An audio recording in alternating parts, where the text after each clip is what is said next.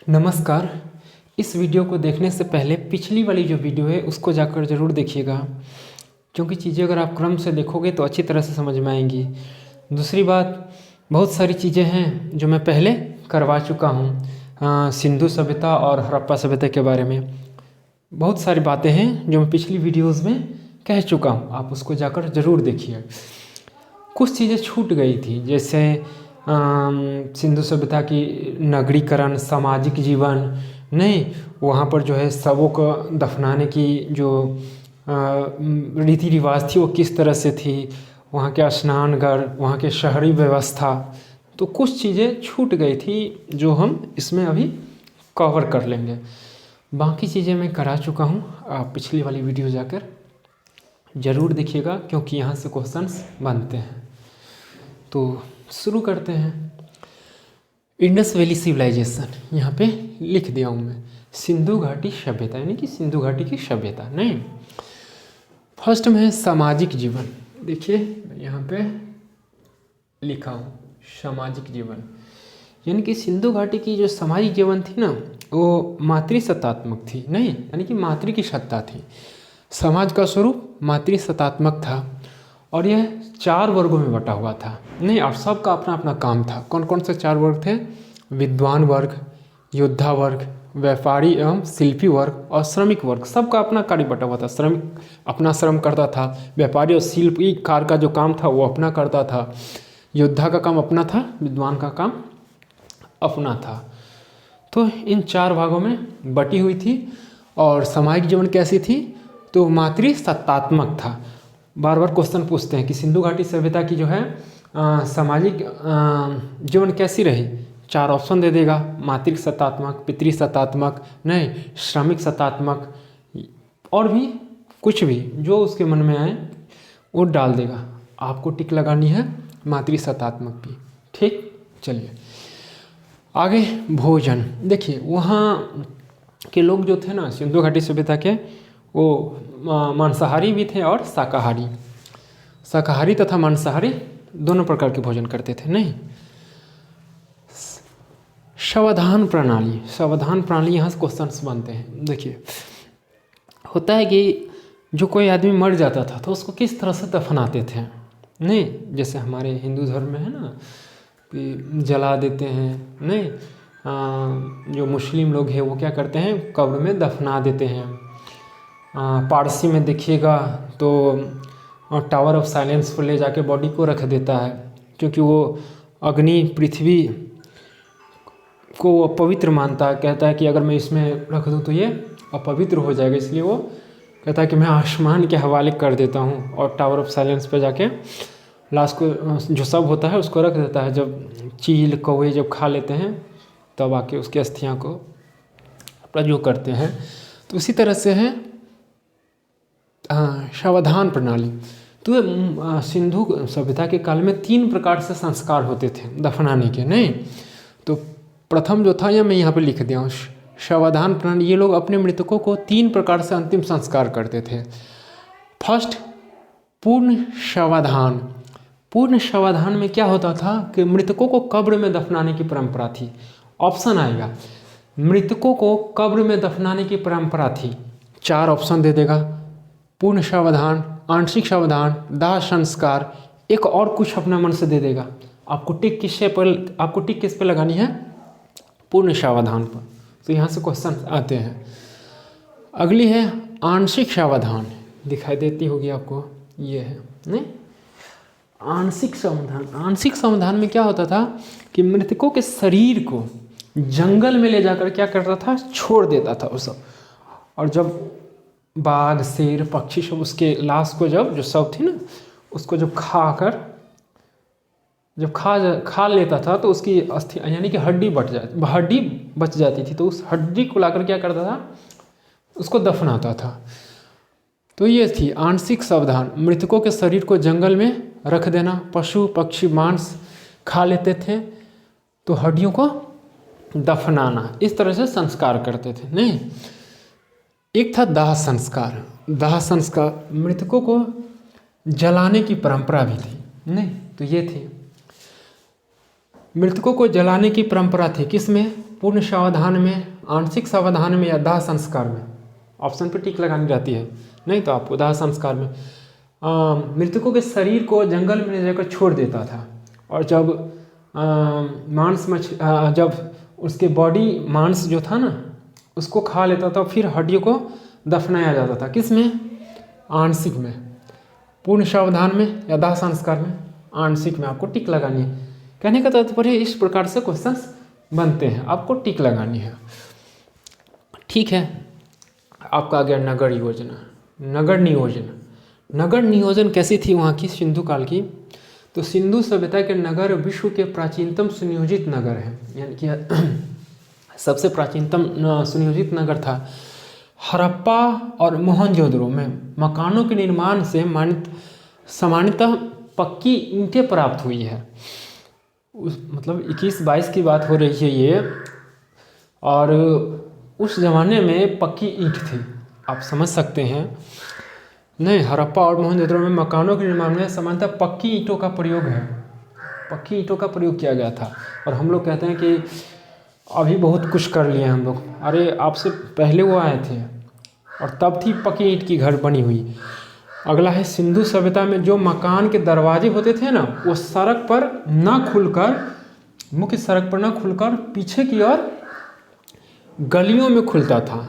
नहीं, यानी कि फ्रंट पे नहीं था, जैसे सड़क है ना तो सड़क पे नहीं खुलती थी, पीछे एक गली जैसा था। गली समझते होंगे आप लोग, गांव घर में रहते होंगे तो ज़रूर समझते होंगे। गली छोटा सा एक पाथ रास्ता होता है जहाँ पे जाके उसको हम गली बोलते हैं, जिसमें हम लोग बचपन में खेलते थे, नहीं तो उसी को गली बोलते हैं।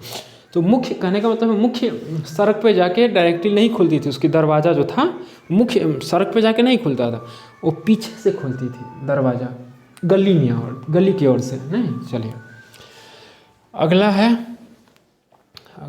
अगला क्या है?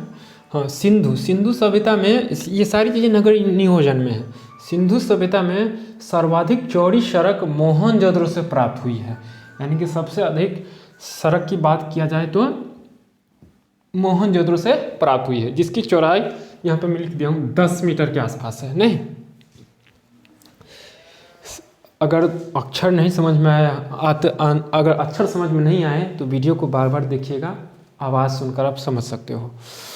सामान्यतः हाँ, सिंधु सभ्यता में सर्वाधिक चौड़ी सड़क मोहनजोदड़ो से प्राप्त हुई है, यानी कि सबसे अधिक चौड़ी सिंधु सभ्यता से प्राप्त हुई है, मोहनजोदड़ो से प्राप्त हुई है। इस प्रकार से 2 और ऑप्शन देकर आपको फंसाएगा। आपको किस पे लगानी है? मोहनजोदड़ो पे। नहीं, मोहनजोदड़ो पे अधिक, मोहनजोदड़ो में सड़क की चौड़ाई अधिक हुई है, प्राप्त हुई है। वो कितनी थी? 10 मीटर।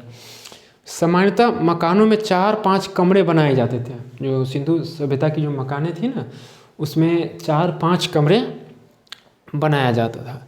मकान में आंगन भी थे, रसोई घर भी थे। आंगन समझते हैं ना? हाँ। उसके बाद स्नानगार जिसमें लोग सब नहाते थे। उसके बाद कुएं में भी नहाया जाता है। तो वो पहले तो ज़्यादातर लोग कुएं में ही स्नान करते थे ना, तो कुएं में थे, लेकिन फिर भी स्नानागार था उस ज़माने में भी। नहीं, उसके बाद कुछ बड़े घरों में शौचालय भी देखा गया है उस ज़माने में। उसके बाद ढकी हुई नालियाँ भी मिलती है। हम लोग कहते हैं कि अभी सड़क बना रहे हैं, नहीं, इंडिया विकास कर रही है, अच्छी बात है भारत, लेकिन उस ज़माने में भी देखिए 1921 की बात है, नहीं, 1921, 22, 20 में तब ढकी हुई नली हमको मिला था। सिंधु, हालांकि ज़्यादातर भाग पाकिस्तान में है, लेकिन मोहनजोदड़ो की अगर आप जाओ कभी तो ज़रूर जाइएगा। तो उस ज़माने में जो नालियाँ जो थी वो ढकी हुई मिली थी। आप इससे अनुमान लगा सकते हैं कि उस ज़माने के लोग कितना इंटेलिजेंट थे। आप ये नहीं कह सकते हैं कि, इसलिए तो कहा गया है ना कि हमारी जो सभ्यता है सबसे प्राचीन सभ्यता है, नहीं, आदि है वो, मतलब कोई उसका था नहीं है, नहीं, कि कहाँ से कब से शुरू हुई, कहाँ से हुई, वो अनंत है।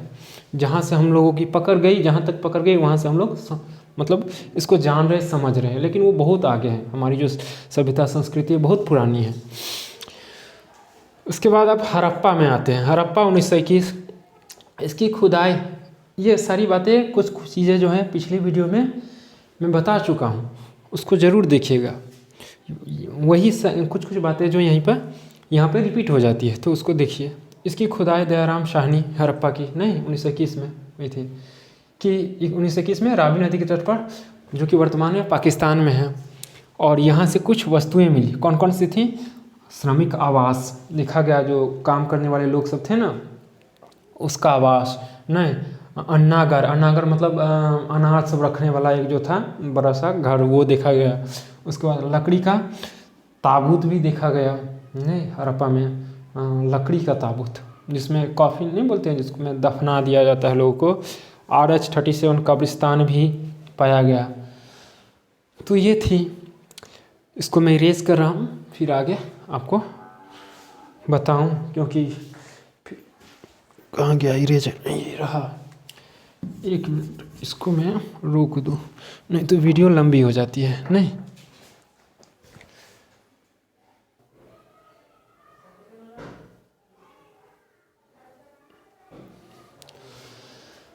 अगला देखते हैं मोहनजोदड़ो। मोहनजोदड़ो 1922। इस सभ्यता का उत्खनन 1922 में राखल दास बनर्जी ने किया। ये सारी चीज़ें मैं पहली वीडियो में बता चुका हूँ। आप पिछली वीडियो को जाकर देखिए। यहाँ पे बात आ गई है तो थोड़ी बहुत चर्चा हो जाए, वो दूसरी बात है, लेकिन पिछली वीडियो जाकर देखिएगा। तो मोहनजोदड़ो 1922 में राखल दास बनर्जी ने इनका खोज किया था। वर्तमान में सिंधु नदी के तट पर पाकिस्तान लड़काना ज़िले में है। आप देखिए पाकिस्तान में है। मोहनजोदड़ो का अर्थ मृतकों का टीला है। मोहनजोदड़ो का अर्थ क्या है? एक मिनट, ठीक। मोहनजोदड़ो का अर्थ है मृतकों का टीला नहीं। यहाँ मिली वस्तु में पुरोहित का आवास मिला है। यहाँ भी अन्नागर मिला है, मतलब जहाँ पे अन्न रखा जाता था। विशाल स्नान गृह नहीं, घर में कुआं आदि शिव की मूर्ति भी मिली है यहाँ से। कांसे की बनी नर्तकी की मूर्ति नटराज यहीं से मिली है, मोहनजोदड़ो से नहीं। सबसे चौड़ी सड़क भी यहीं से मिली। कहाँ से? मोहनजोदड़ो से। अगला है आपका सिंधु सभ्यता को हड़प्पा सभ्यता कई नाम से जानते हैं ना, जैसे हड़प्पा सभ्यता, सैंधव सभ्यता, काशी युगीन की सभ्यता, इस नाम से भी हम सिंधु सभ्यता को जानते हैं नहीं। सिंधु सभ्यता की लिपि जो है भाव चित्रात्मक है। कैसी लिपि थी? भाव चित्रात्मक थी। पिछली वीडियो में चर्चा कर चुका हूँ इसकी, पढ़ा नहीं गया जो लिखा था नहीं। कौन सी लिपि थी? सिंधु घाटी की लिपि भाव चित्रात्मक थी, जो दाएं से बाएं लिखी जाती थी और अभी भी पढ़ी नहीं जा सकी। सिंधु सभ्यता के लोग लोहे से परिचित नहीं थे। सिंधु के जो लोग थे, हड़प्पा में मिट्टी के बर्तन में लाल रंग का उपयोग होता था नहीं।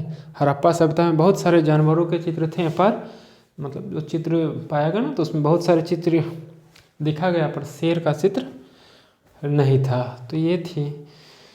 बाकी चीज़ें हैं मैं पहली वीडियो में करा चुका हूँ, आप उसको देखिए। कहाँ पर कौन सी खुदाई हुई, क्या सब पाया गया।